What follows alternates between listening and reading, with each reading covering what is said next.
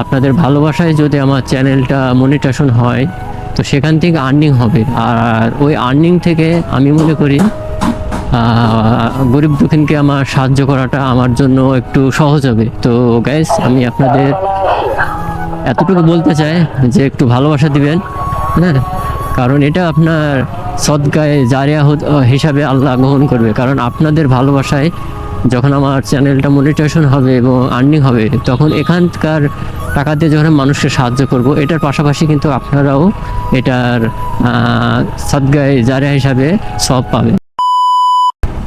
আসসালামু আলাইকুম এভরিওয়ান, কেমন আছেন সবাই? আশা করি সবাই ভালো আছেন, সুস্থ আছেন। তো গাইস, আপনাদের একটা গুরুত্বপূর্ণ কথা বলবো, তো আশা করি শুনবেন।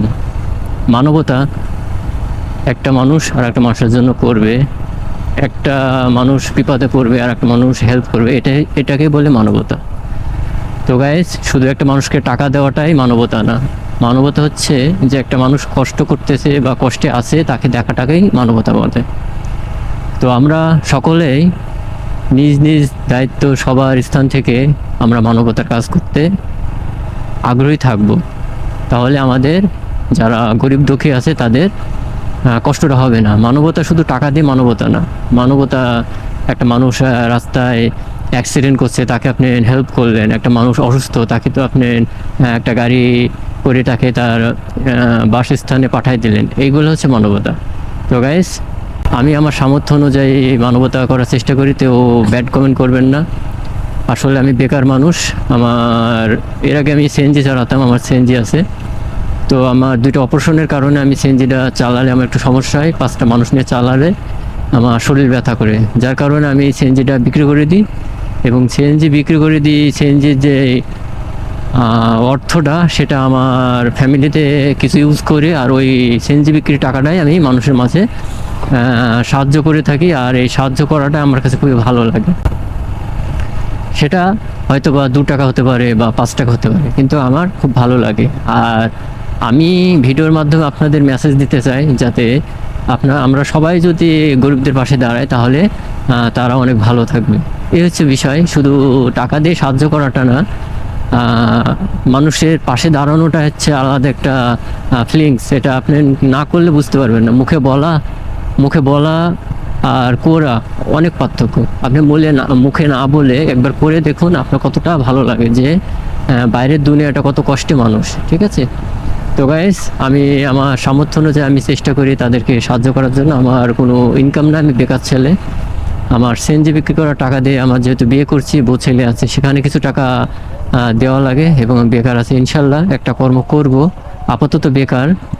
তো আমি আপনাদের বলবো যে আপনারা আমাকে একটু ভালোবাসা দিবেন।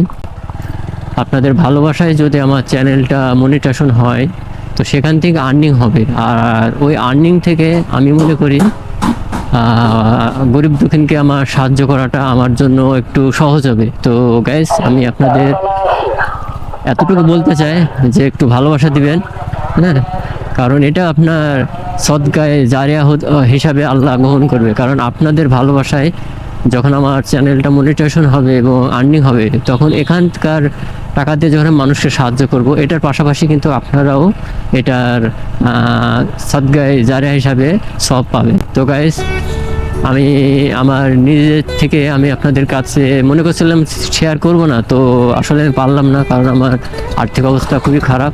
শুধু গাড়ি থাকলে হয় না ভাই, ইনকামটা হচ্ছে বড় কিছু। হয়তো আমার শখের গাড়ি, আমি এটা কিনে চালাচ্ছি, এটা আমার অনেক শখ।